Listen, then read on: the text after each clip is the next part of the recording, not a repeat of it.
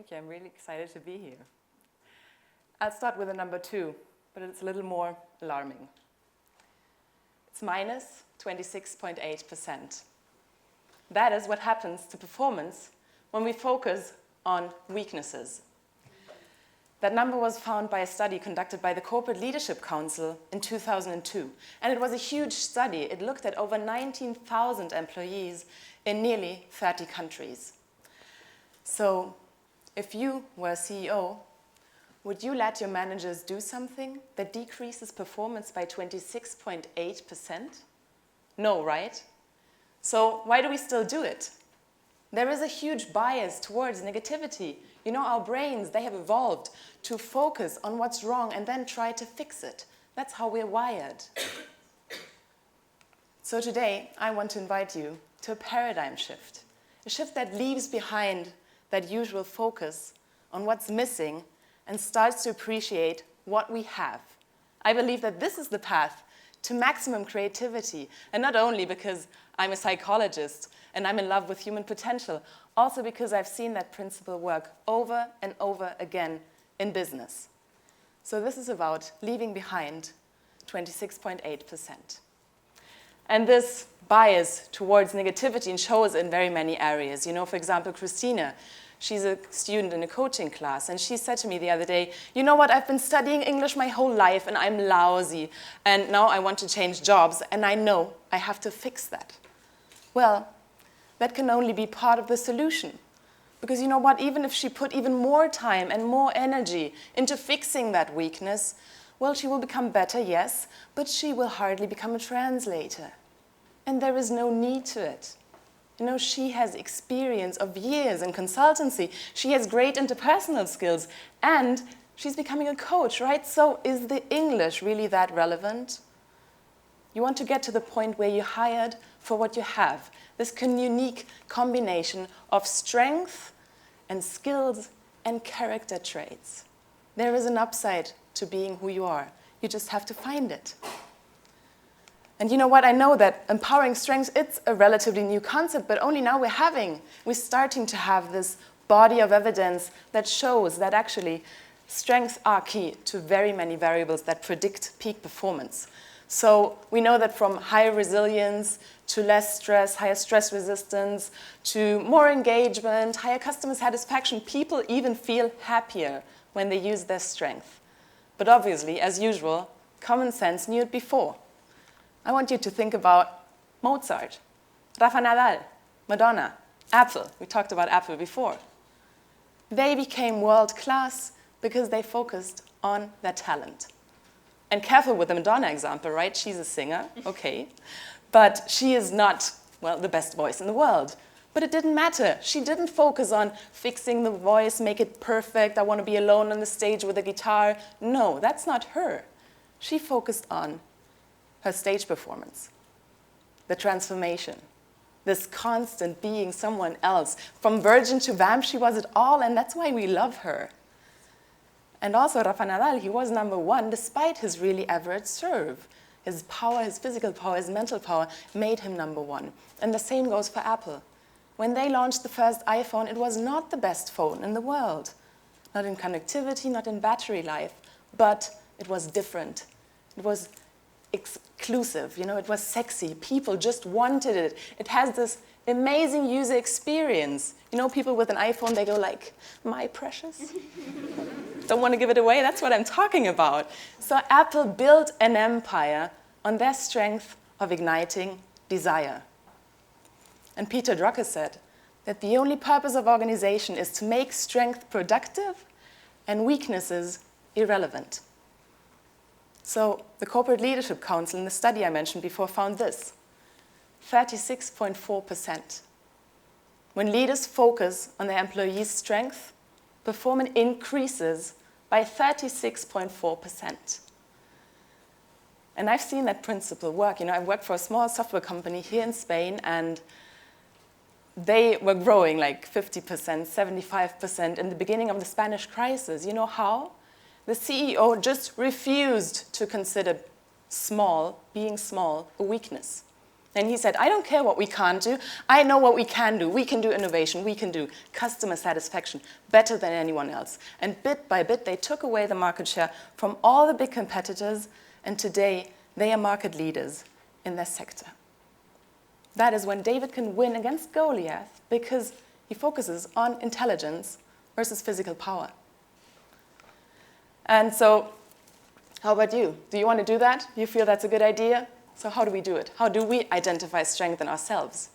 Well, there's obviously many tools out there, many approaches, and the one that I prefer because I think it's really complete is one created by Alex Linley and his colleagues from CAP, the Center of Applied Positive Psychology in the UK. And what they do, they focus on 3 dimensions. They focus on performance, on energy, and on use.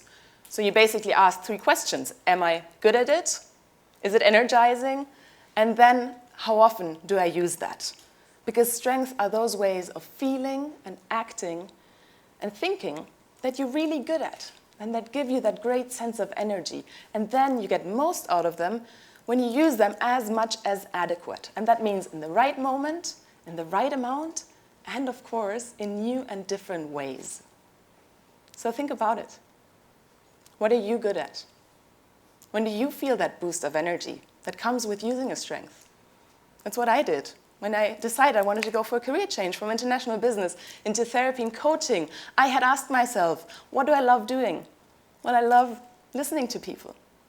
I love helping them realize their potential.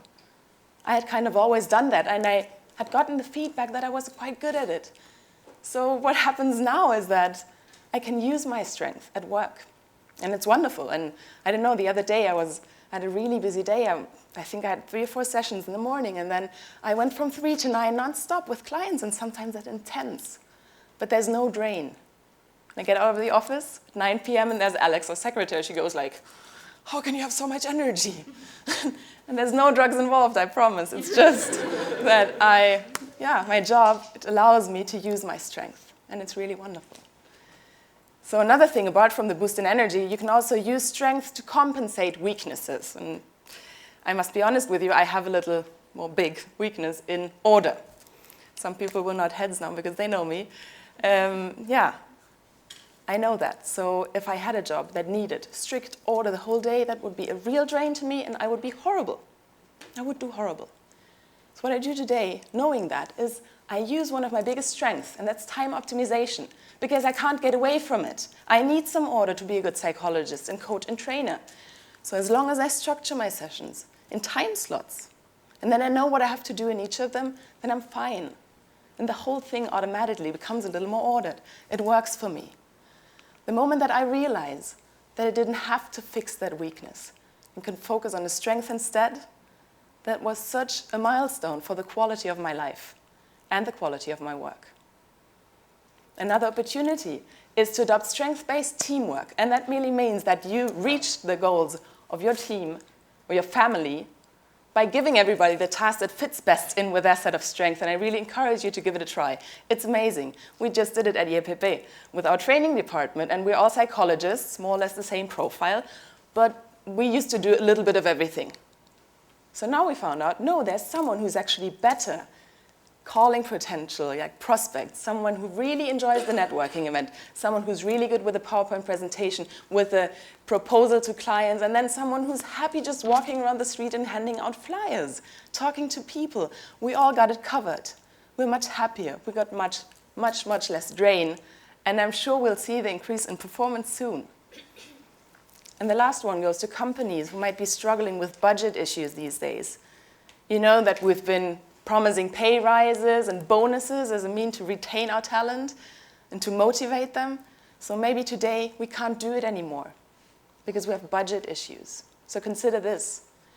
Doing what you love can be so much more rewarding than anything else. You imagine in your company, you help your clients, you help your employees identify their strengths, and then you give them opportunity to use them more. That can mean so much more to them than just another pay rise. I have a client, he's a software engineer, and then he's very creative, and he's good at that, but he works in finance, and it really doesn't work, so he's a bit demotivated. If his boss came and said, you know what, I know you're creative, why didn't you join our innovation meetings? I know you can contribute something huge. That is leveraging talent.